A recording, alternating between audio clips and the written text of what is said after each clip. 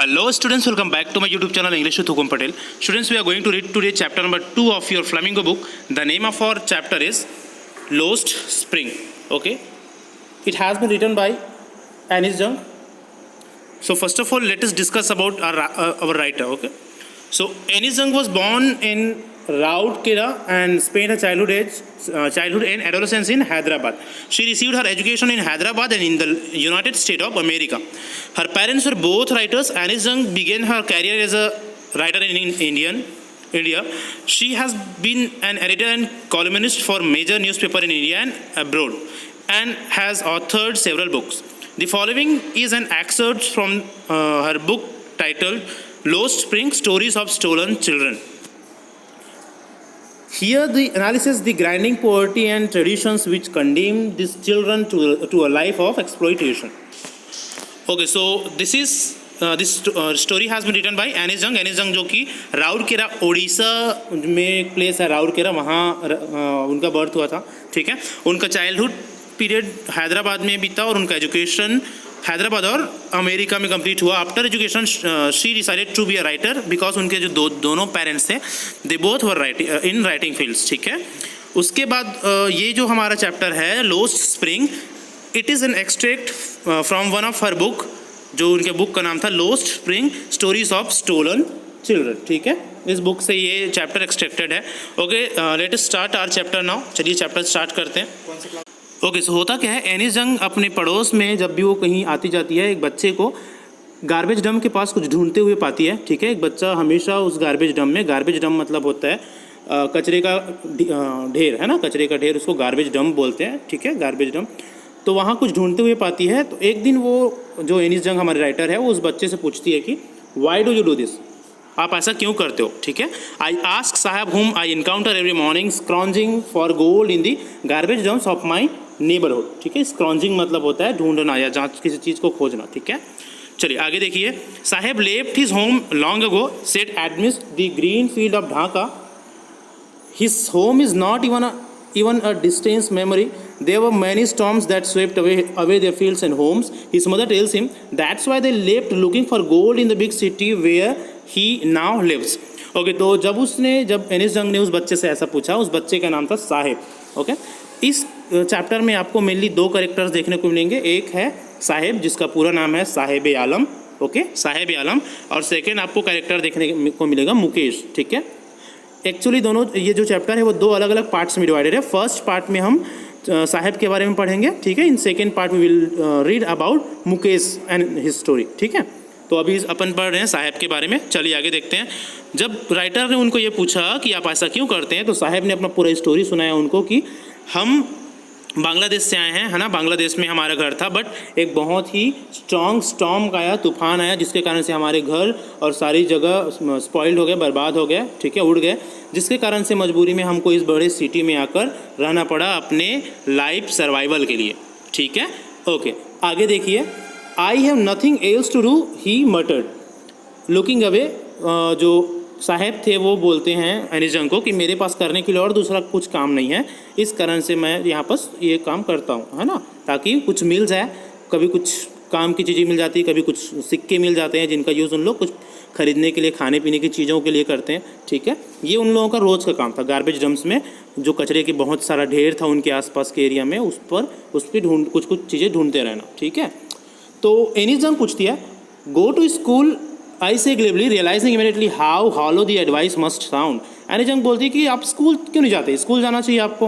हालांकि ऐसा बोलती है उनको रियलाइज़ हुआ कि इस बात को बोलना जितना ईजी लग रहा है वो उतना डिफ़िकल्ट है ऐसे बच्चों के लिए, है ना. हम बहुत सारे बच्चे ऐसे अपने एरिया में भी पाते हैं जिनको हम ये बोल देते हैं कि इन लोग स्कूल क्यों नहीं जाते, इन लोगों को स्कूल जाना चाहिए, बट उनके पीछे की कहानी, पीछों की स्टोरी उन्हीं लोग जानते हैं. ठीक है, कि किस मजबूरी में उन लोगों को ऐसा करना पड़ता है ना.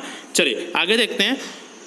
तो जैसे ही उसने एनिस जंग ने उनको वो बोली कि आप स्कूल क्यों नहीं जाते, द चिल्ड्रन रिप्लाइड कि there is no school in my neighbourhood, when they build one I will go. वो बोलते हैं कि मेरे एरिया में ना कोई स्कूल ही नहीं है, मैं स्कूल जाना तो चाहता हूँ बट स्कूल ही नहीं है, अगर कोई स्कूल बनाएंगे तो मैं स्कूल ज़रूर जाऊँगा. ठीक है, तो इस बात पर एनिस जंग फिर बोलती है कि if I start a school will you come, I ask half joking. Yes he says smiling broadly. यहाँ पर एनिस जंग बोलती है कि क्या मैं जब स्कूल ओपन करूँगी अगर तो आप स्कूल जाओगे? तो हाँ, ये बात तो हालांकि जोकिंग वे में बोली थी एनिस जंग, लेकिन साहब को ये बात सीरियसली लगा, ठीक है। वो बहुत खुश हो गए और बोले of course I will go, ठीक है, मैं ज़रूर जाऊँगा। A few days later I see him running up to me, is your school ready? Anees Jung बताती है कि कुछ दिनों बाद फिर से मैं देखी कि वो बच्चा मेरे पास दौड़ के आया, है ना, और मुझसे पूछा कि मैम क्या आपका स्कूल रेडी है? अब एनिस जंग ने तो उसको जोक में बोल दी थी, लेकिन उसने ले लिया था इस बात को सीरियसली, ठीक है। It takes longer to build a school, I say embarrassed it having made a promise that was not meant, but promises like mine abound in every corner of his bleak world. उनको realise हुआ कि ये जो मेरा false promise था, hollow promise था, है ना। हॉलो प्रॉमिस मतलब होता है खोखले वादे, जो कि ऐसे लोगों से अक्सर लोग कर देते हैं, ऐसे पुअर या गरीब लोगों से खोखले वादे करने वालों की कमी नहीं है हमारी सोसाइटी में, ठीक है, हम सबको पता है।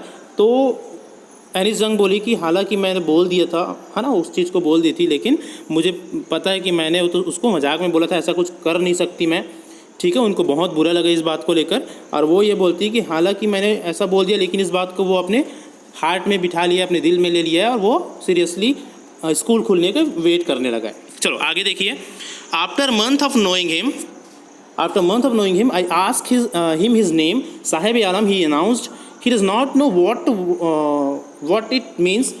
If he knew it means Lord of Universe, he would have a hard time believing it. Unaware of what his name represents, he roams the street with his friends, an army of barefoot boys who appear like the morning birds and disappear at noon. Over the month, I have come to recognize it of them. यहाँ पर जो हमारे writer है एनिस जंग, वो बताती है कि जब मैं उनको अच्छे से जान गई, मतलब 1 मंथ अराउंड लगा मुझे उन लोगों को जानने या पहचानने में, तब एक दिन मैं उनसे नाम पूछी, अभी तक उनके नेम नहीं पूछी थी मैं, ठीक है।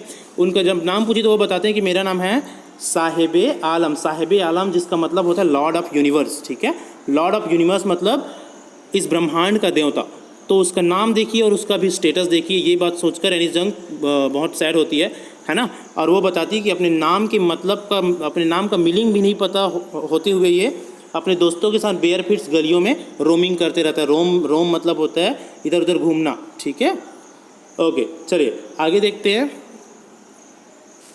Y aren't you wearing chappals, I ask one. उनके कुछ फ्रेंड्स थे जो बेयर फुट्स घूमते रहते थे। बेयर फुट मतलब खुले पैर, है ना, बेयर फुट मतलब खुले पैर। तो बेयर फुट घूमते रहते थे उन लोग। तो उसमें से मैंने पूछी उन लोगों को कि आप लोग चप्पल्स या स्लीपर्स क्यों नहीं पहनते, ठीक है। बहुत सारे वर्ड्स होते हैं जिसको हम हिंदी के वर्ड्स को भी इन इंग्लिश यूज़ करते हैं, जैसे ये वर्ड हो गया, ठीक है, फैन, ऐसा बहुत, पंखा, ऐसे कुछ वर्ड्स होते हैं उसको यूज़ कर सकते हैं। ओके, आगे दी। तो उनके बच्चों का रिप्लाई क्या आया? My mother did not bring them down from the shelf, he answered simply. एक बच्चा रिप्लाई करता है कि जो मेरी मम्मी हैं शेल्फ से मेरे जो स्लीपर है उसको निकालती ही नहीं, ठीक है।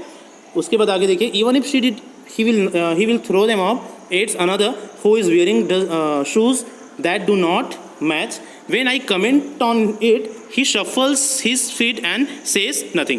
एक बच्चा बोलता है कि अगर उनकी मम्मी उनको शेल्फ से शूज़ निकाल के देगी भी ना, तब भी ये फेंक देगा, उसको नहीं पहनेगा, ठीक है। कौन बोला? जो अनमैच्ड शूज़ पहना हुआ था, अलग अलग पेयर ऑफ शूज़, ठीक है।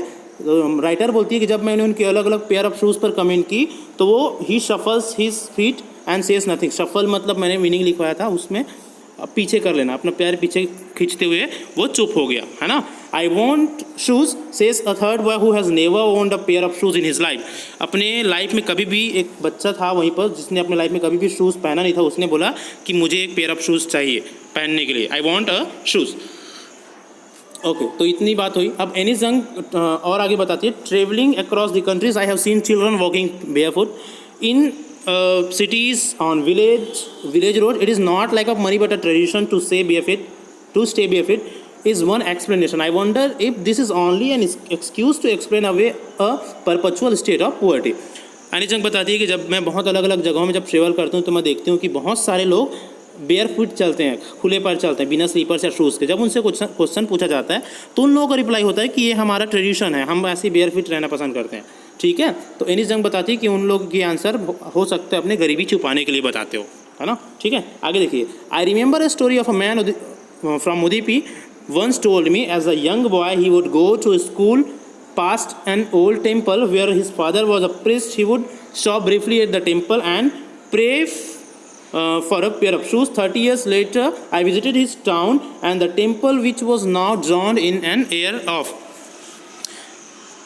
आगे देखिए, in an air of desolation.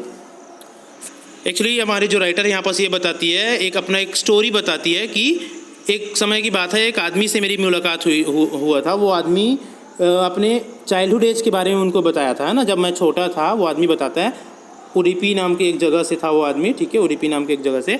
वो बताता है कि जब मैं छोटा था तो मैं स्कूल जाता था, तो वो बीच में एक मंदिर पड़ते थे मेरे रास्ते में, जिस मंदिर का पुजारी मेरे पिताजी हुआ करते थे, मेरे फादर हुआ करते थे। और मैं उस मंदिर पे अक्सर रुक के एक पेयर ऑफ शूज़ के लिए प्रे करते रहता था, ठीक है।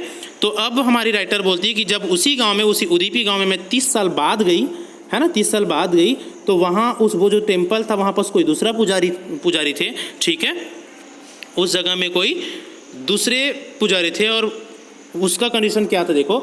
इन the background where lived the new priest, there were red and white plastic chair, a young boy dressed in a grey uniform wearing socks and shoes arrived panting and threw his school bag on a folding bed. Looking at the boy, I remembered the prayer another boy had made to the goddess when he had finally got a pair of shoes.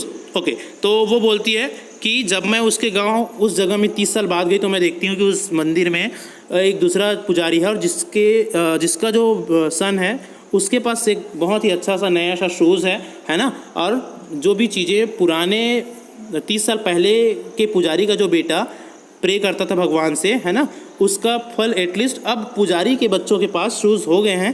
अब इतना at least developed हो गया है कि जो priest लोग हैं उनके बच्चों के पास एटलीस्ट शूज़ है। लेकिन अभी भी let me never lose them, the goddess had granted his prayer, young boys like the son of the priest now were shoes, है ना, but many others like the rag pickers in my neighbourhood remain shoelace. लेकिन बहुत सारे अभी भी ऐसे भी बच्चे हैं, है ना, जो मेरे पड़ोस में और बहुत सारी जगहों में जो अभी भी शूलेस है, जिनके पास अभी भी शूज़ या स्लीपर्स पहनने के लिए नहीं है। ओके, चलिए आगे देखिए। My acquaintance with the barefoot rag pickers lead me to the Seemapuri, a place on the periphery of Delhi, yet miles away from it. Metaphorically, those who live here are squatters who came from Bangladesh back in 1971.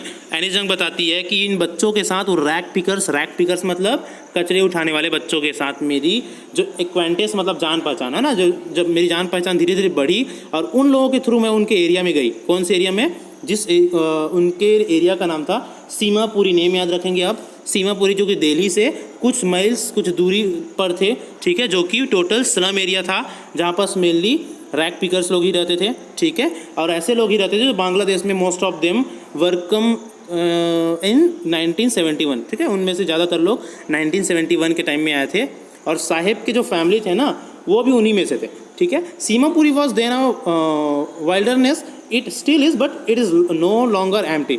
उस time में जब उन लोग आए थे तो उस time में बहुत सूनापन या खाली रहता था सीमापुरी जगह। अभी भी है लेकिन अब बहुत सारे लोग वहाँ पास आ चुके हैं तो इतना भी खाली नहीं है, ठीक है। वहाँ पास लगभग 10,000 रैग पिकर्स लोग रहते हैं, ठीक है। उनकी गलियाँ अक्सर पानी बहती रहती है, गंदा एक डर्टी सा गलियाँ हैं उन लोगों का, ठीक है। आगे उसके प्लेस को डिस्क्राइब करके एनिस जंग, ठीक है, वो बोलती है इन स्ट्रक्चर ऑफ टारपोलिन, टीन के रूप और टारपोलिन एक पॉलीथीन या ऐसा कुछ चीज़ें हैं जिसके रूप में उन लोगों का छोटे छोटे घर है, ठीक है, मड के उनकी दीवार है उनके घर का, ठीक है। और बहुत बताते हैं डिवॉइड ऑफ सीवेज, ड्रेनेज और रनिंग वाटर, जैसे कि मैंने बताया। लिव 10,000 रैग पिकर्स, उस जगह में 10,000 के आसपास रैग पिकर्स रहते हैं, ठीक है। They have lived here for more than 30 years without an identity, without permit, but with ration cards that get their names on voter lists and enable them to buy grains. उन लोग की कोई identity नहीं है, उस जगह पर identity नहीं है क्योंकि बांग्लादेश से आए हुए उन लोग, है ना, लेकिन फिर भी उन लोगों के पास राशन कार्ड है जिससे उन लोग ग्रेन या अनाज खरीद सकते हैं और वोटिंग आईडी में नाम है जिसके कारण से उन लोग वोट भी डाल सकते हैं। Food is more important for survival than an identity. If at the end of the day we can feed our families and go to bed without aching stomach, we should rather live here than Then in the fields that gave us no rain, say a group of women in tattered saris when I asked them why they left their beautiful land of fields and rivers. यानी संग एक वहीं पास बहुत सारे जो ladies बैठे थे उनमें से एक लेडीज़ को पूछती है कि आप लोग उतना सुंदर सी जगह जो ढाका बांग्लादेश का ग्रीन हरियाली भरी वो जगह थी उसको छोड़कर अब क्यों आ गए। तो उसमें से एक लेडी बताती है कि ऐसी जगह में भी रहने से क्या मतलब जहाँ बस ये भी हम लोगों को भरोसा ना हो कि आज रात को हम खाना खा के सोएंगे या खाली पेट नहीं सोएंगे। ठीक है, तो ऐसी जगह पर रहने से कोई मतलब नहीं। तो इस जगह से हम इस कारण से हम उस जगह को छोड़कर इस सिटी में आके रह गए। एटलीस्ट यहाँ इतनी तो सर्टेनिटी है, इतनी तो इस बात की तो निश्चितता है कि हम एटलीस्ट भर पेट सोएंगे, खाना खा के सोएंगे, खाली पेट नहीं सोएंगे। ठीक है, वो ऐसी जगह था जहाँ पर इस बात की सर्टेनिटी नहीं थी। ठीक है, कि वहाँ पर खाना मिल पाएगा रात को सोने से पहले कि नहीं, इस कारण से उस जगह को छोड़कर हम इस न्यू सिटी में आ गए, है ना। चलिए आगे देखिए। Children grow up, okay wait, चलिए आगे है। Wherever they find food they pitch their tents then that became transit homes. Children grow up in them, becoming partners in survival, and survival in Simapuri means rag picking. Through the years, it has acquired the proportions of a fine art. Garbage to them is gold. It is their daily bread, a roof over their head. Even if it is a leaking roof, but for a child it is even more. उनके जो घर है वो leaking है, वहाँ से पानी टपकता है, उनके जो मड की दीवार है। ठीक है, बट ये जो उनका घर है वो उनके बच्चों के लिए सफिशिएंट है, उनके सर्वाइवल के लिए, उनके लाइफ के लिए। ठीक है, चलो आगे देख। और उन लोगों के लाइफ का सबसे मेन चीज़ क्या है? रैक पिकिंग करना। उनके लिए जो गार्बेज डम्प्स है उनका सोर्स ऑफ सर्वाइवल है। जो गार्बेज डंप है ना, कचरे के ढेर, उनके लिए सोर्स ऑफ सर्वाइवल है वो चीज़ें। ठीक है, चलिए आगे देखिए। I sometimes find a rupee, even a 10 rupee note. साहेब से, साहेब अब बोलता है कि कभी कभी तो मुझे कुछ पैसे भी मिल जाते हैं, कभी कभी 10 रुपये की नोट भी मिल जाते हैं, है ना। ओके, आगे है। In his lighting up, when you can find a silver coin in a heap of garbage, you don't stop scrounging, for there is hope of finding more. It seems that the children garbage has a meaning different from what it means to their parents. For the children it is wrapped in wonder, for the elders it is a means of survival. अब यहाँ पर आप ध्यान देंगे, वो जो garbage dumps है ना, और वहाँ पर स्क्रॉन्जिंग का काम करना। स्क्रॉन्जिंग मतलब कुछ ढूंढना, कुछ खोजना। बच्चों के लिए और बड़ों के लिए वो उसका मतलब अलग अलग है। बच्चों के लिए ना एक वंडर की तरह है। वंडर मतलब एक तरह का ये एक्साइटमेंट होता है उनमें कि पता नहीं क्या मिल जाए उन लोगों के लिए। बच्चों के लिए बहुत सारी अलग अलग चीज़ें होती है उसमें, है ना, एक्साइटेड रहते हैं उन लोग। लेकिन बड़ों के लिए मीन्स ऑफ सर्वाइवल है वो चीज़, अपने ज़िंदगी चलाने का एक सोर्स है गार्बेज डंप। लेकिन बच्चों के लिए एक वंडर से भरी हुई जगह है। पता नहीं कौन कौन सी चीज़ें उन लोग को वहाँ मिल जाती हैं, उनके खेलने के कुछ चीज़ें और कुछ और चीज़ें। ठीक है, चलिए आगे देखिए। One winter morning I see Saheb standing by the fence gate of the neighbourhood club watching two young man dressed in white playing tennis. I like the game he hums, content to watch it standing behind the fence I go. एक दिन रेनिस जंग बताती है कि साहेब एक tennis court के बाहर में खड़े होकर दो लोगों को टेनिस खेलते हुए देख रहे थे। जब मैं उनके पास गई तो वो बताते हैं कि I like to play this game, है ना, मुझे टेनिस खेलना पसंद है। ठीक है, inside whom no one is around he admits the gatekeeper lets me use the swing. वो बोलते हैं, साहेब बोलते हैं कि जब अंदर कोई नहीं रहेगा तो गेट कीपर मुझे अंदर जाकर खेलने देंगे। ठीक है, Saheb too is wearing tennis shoes that look strange over his discolored shirt and shorts. Someone gave them to me, he says in manner of an explanation, the fact that they are discarded shoes of some rich boys. Discarded मतलब होता है त्याग करते हुए, मतलब छोड़ा हुआ, है ना। एक्चुअल में वो साहब था, वो भी एक शूज़ पहना हुआ था वाइट कलर का, लेकिन वो शूज़ एक किसी रीच बच्चे का छोड़ दिया या फेंक दिया हुआ शूज़ था जिसके अंदर में थे एक होल, है ना। बिकॉज ऑफ दैट होल वो जो रीच बच्चा था उसको पहनने के लिए मना कर दिया था, और जिसको साहेब यूज़ कर रहा था, क्योंकि ऐसे बच्चों के लिए होल वाली शूज़ मैटर नहीं करती जिसने कभी शूज़ पहना नहीं है। ठीक है, ओके, चलिए आगे देखते हैं। Okay, for one who has walked bear foot even shoes, okay, जो मैंने बताया है ना, जो हमेशा बेयर फुट चला उनके लिए ऐसे शूज़ भी बहुत वैल्यूएबल और कीमती होती है, ठीक है। चलो ओके, आगे है, this morning Saheb is on his way to the milk booth in his hand in a steel canister. अब दूसरी दिन की बात बताते हैं। एक दिन जब एनी जंग बताती है कि कुछ दिनों बाद जब मैं साहब से फिर से मिली तो आज साहब के हाथ में वो बैग नहीं था जो बैग यूजुअली उनके हाथ में होता था, है ना। रैक पिकिंग का जब वो काम करते थे तो यूजुअली उनके हाथ में एक बैग होता था जिसमें उन लोग उस गार्बेज डम में जो चीज़ें मिलती थी उसको रखते थे। लेकिन आज कुछ दिनों बाद जब मैं उनसे मिली तो उन हाथ में वो बैग नहीं था बल्कि एक कैनिस्टर था। कैनिस्टर मतलब जो टी स्टॉल वाले लोग रखते हैं ना, चाहे टी एक जगह से दूसरी जगह पहुंचाने के लिए, उसको वो कैनिस्टर है ना। तो now I now work in a T stall down the road, he says, pointing in the distance. I am paid 100 rupees in all my meals. साहब ने एनी जंग को बताया कि मैम अब मैं ना एक टी स्टॉल में काम करता हूँ जिसके मुझे 800 रुपये मिलते हैं सैलरी, और दिन भर के पूरे टाइम के खाने को भी मिलता है, ठीक है। तो does he like the job, I ask. Any जंग पूछती है कि क्या आपको ये जॉब अच्छा लग रहा है, क्या आपको पसंद है, ठीक है। तो his face I see has lost the carefree look. The steel canister seems heavier than the plastic bags he would carry so lightly over his shoulder. The bag was his. The canister belongs to the man who owns the tea shop. Sahib is no longer his own master. Actually जब any जगह उनसे ये question पूछती है कि आप happy हो, तो उनका जो एक्सप्रेशन था या उनका फेस था उतना हैप्पी ने शो नहीं कर रहा था। Actually he was not much happy, क्योंकि पहले वो अपनी मर्जी का मालिक था, जहाँ आ सकता था, जहाँ जा सकता था। वो बैग जो वो लेके घूमता था वो उनका खुद का होता था, लेकिन जो ये कनिस्टर लेके घूम रहा है वो दूसरे का है। मतलब वो अपना खुद का बॉस नहीं है, अब दूसरे के अंडर हो गया है। इस कारण से उनको पहले की जितना सेटिस्फेक्शन अपने लाइफ से नहीं था, ठीक है। ओके, तो this was the story of Saheb e Alam, ठीक है, एक रैक पिकर था। It was the first part of this chapter, ठीक है। In second part we will read about Mukesh, ठीक है। तो इस पार्ट में इतना ही। Thank you so much. Video अच्छा लगे तो लाइक करिए, और अगर आप चैनल में न्यू है तो सब्सक्राइब ज़रूर करिएगा। Thank you.